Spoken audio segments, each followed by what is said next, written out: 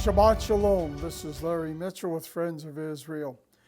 We are currently going verse by verse through the apocalypse of Jesus Christ, the book of the Revelation. We are currently looking at Jesus' message to the church of Smyrna. And today we're just going to do one verse, Revelation 2, verse 9. I know your works, tribulation and poverty, but you are rich. And I know the blasphemy of those who say they are Jews and are not, but are a synagogue of Satan. Jesus commends the saints at Smyrna. He commends their works, their suffering, and their poverty. Later on in the Revelation, he'll rebuke the prosperity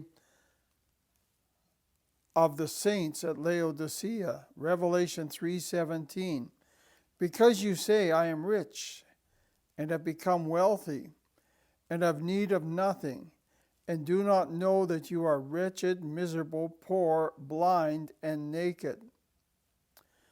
Those who are embracing the health and wealth prosperity gospel need to prayerfully consider what Jesus said to the churches at Smyrna and Laodicea.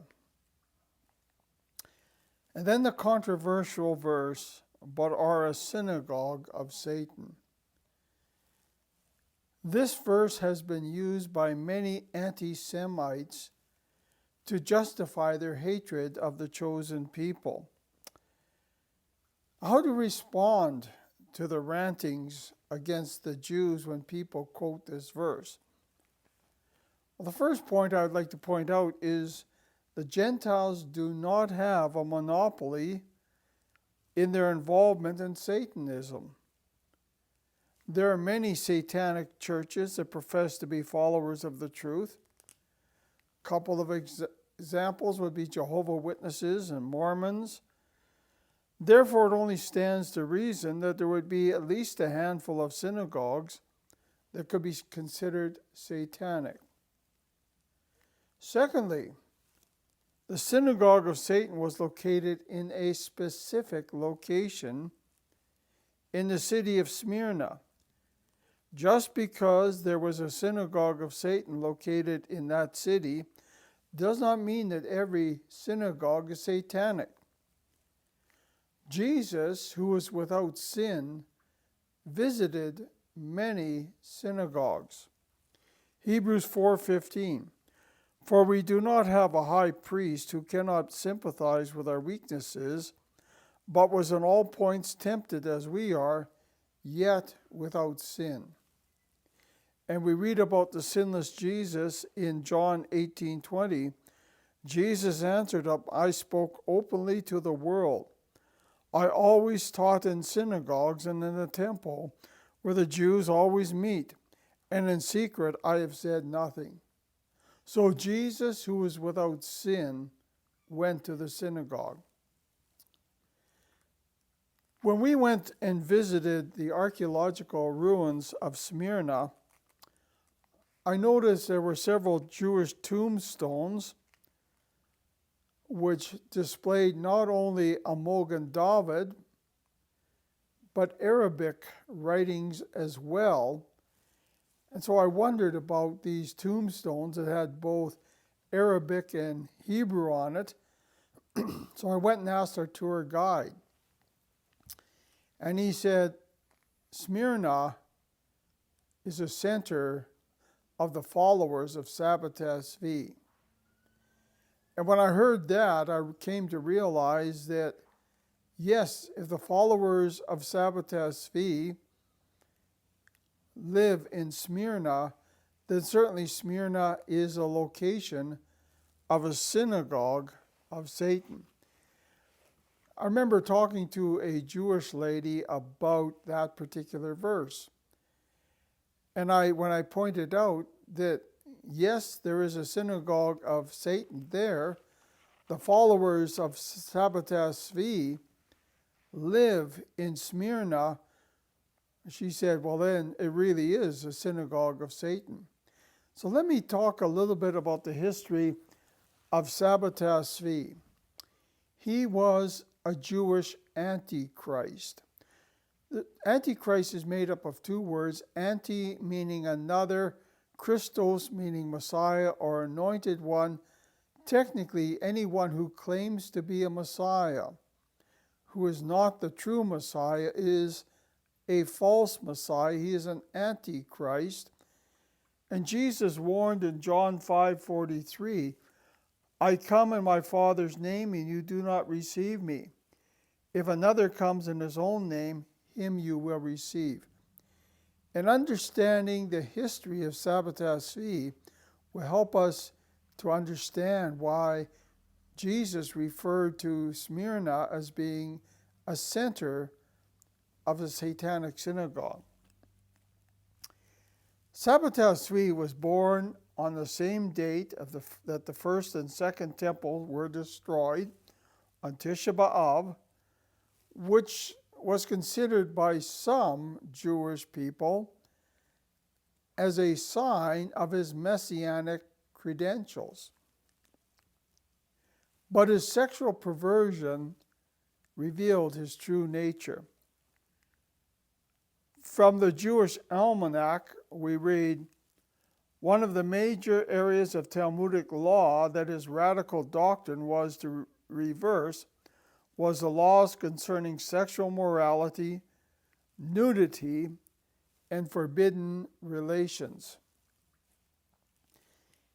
He was mentally unstable, and his mental instability caused some particular bizarre behavior. From the Jewish Almanac, we read, his stay in Constantinople was aborted when, during one particularly ecstatic period, he publicly dismissed the Ten Commandments and tried celebrating Passover, Shavuot, or the Feast of Pentecost, and Sukkot, the Feast of Tabernacles, all in the same week. Reminds us of the Antichrist in Daniel 7:25, and he shall think to change times and laws. His followers began bizarre manifestations similar to the manifestation in some of the hyper-charismatic churches. Following quote is from the Jewish Almanac. Everywhere people began repenting, fasting, and leading life of asceticism. The word spread throughout the Mideast and on the masters of jewelry in Holland, Germany, and England. Nathan drafted a letter telling of Shabbatai's power to redeem all, even Jesus. And whoever doubts even the most righteous man in the world, Shabbatai may punish him. The letter, including Shabbatai's plan to capture Turkey without a battle and to gather up the 10 tribes, was calculated throughout Europe in 1665. People began flooding in from all over to kiss the hand of the Messiah. The Jewish world turned into one long festival, with all trade, commerce coming to a complete halt. In mass hysteria, people everywhere were receiving visions and claiming prophecy. And then in the history of the Jews, Solomon Grayzel says, as the news spread among the downtrodden, helpless, miracle-hungry Jews of Europe, it greeted with a frenzy of enthusiasm. At last, the age of misery was coming to an end. People danced in wild exultation. Hysterical women prophesied. Even the Sephardim of Amsterdam and Hamburg indulged in boundless joy. Many practical men of affairs hastily disposed of their possessions and laid in supplies for their journey to Palestine, which they believed the Messiah would soon order them to undertake.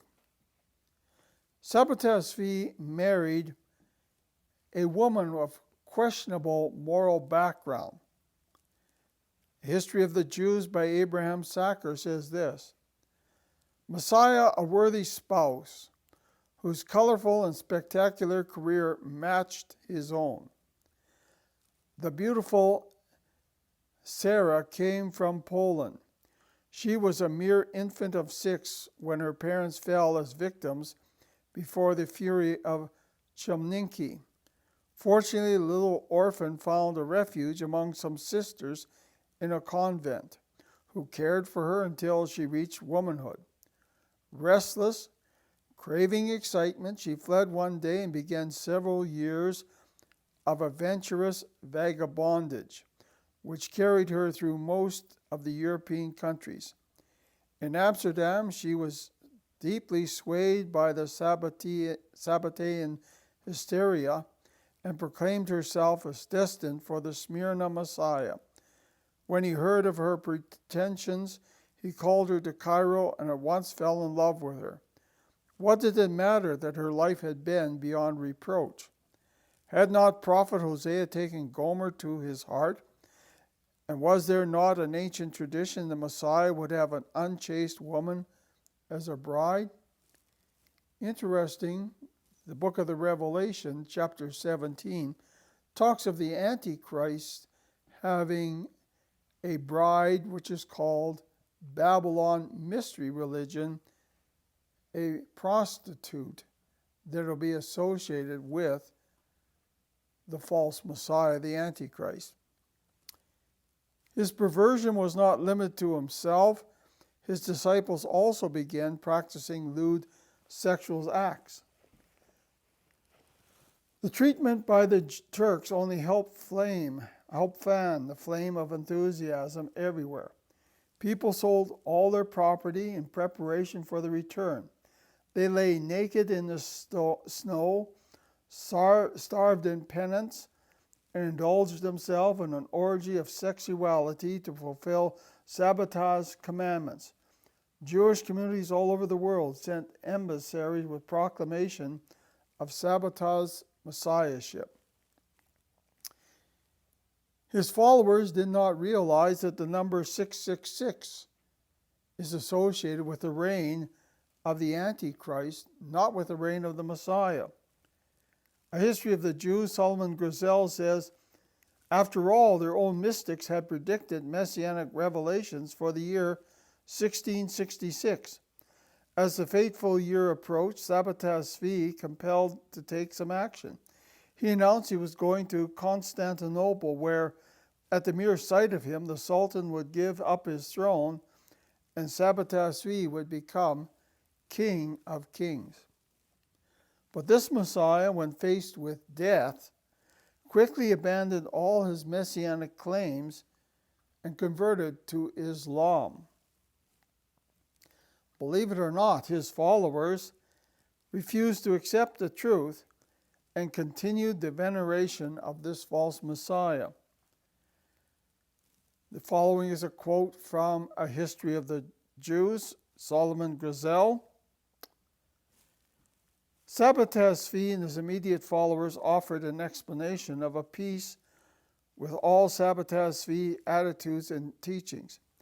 It claimed at the last moment God had revealed to the Messiah that the time was not yet ripe for redemption.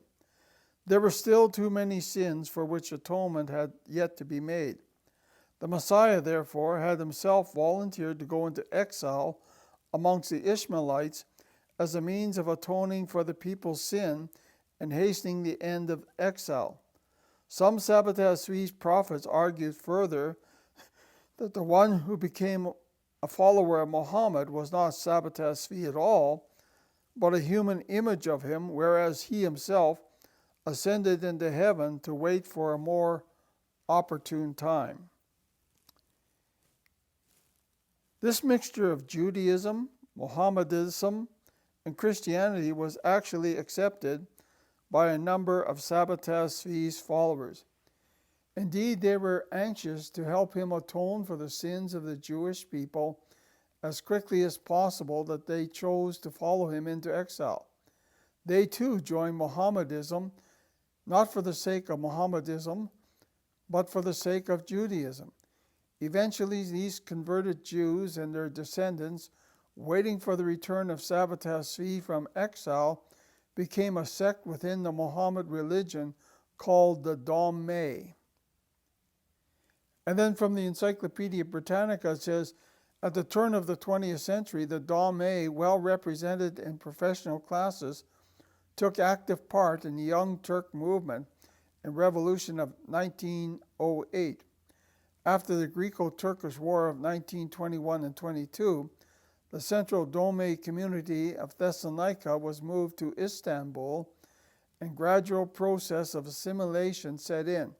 Contact with Jews was lost, and the Dome themselves resisted Jewish attempts to return them to Judaism.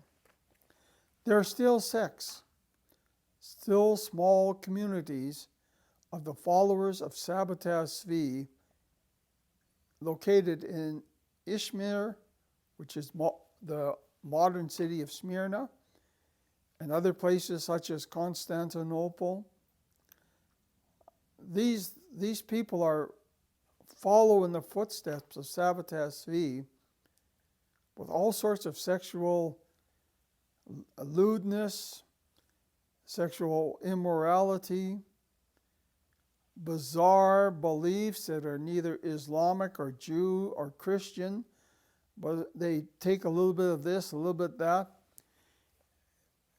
And so when you think about the followers of Shabbat Shalom who settled in Smyrna, we can understand why Jesus talked about the synagogue of Satan that was located in Smyrna. He was talking about a particular sect that was in a particular city. He did not apply that to Jewish people living outside of Smyrna. For Jesus himself, who was without sin, walked and talked in the local synagogues when he lived on earth. This is Larry Mitchell. Shabbat Shalom.